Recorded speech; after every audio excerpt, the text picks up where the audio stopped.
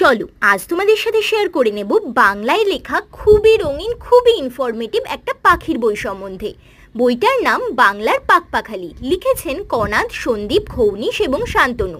প্রকাশিত হয়েছে forest dwellers publication থেকে। এর প্রিন্টেড প্রাইস হলো ১৫০০ টাকা। এটি বইটির প্রথম খণ্ড, দ্বিতীয় খণ্ড এখনও প্রকাশিত হয়নি।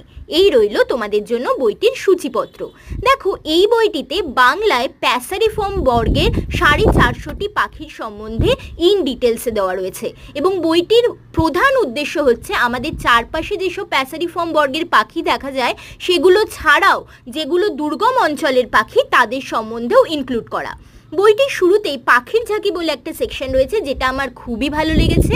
লাস্টে রয়েছে পাখির ছবি দিয়ে পেজ নাম্বারের একটা সেকশন, যেটা সাজে ইজিলি তুমি পাখিকে আইডেন্টিফাই করতে পারবে।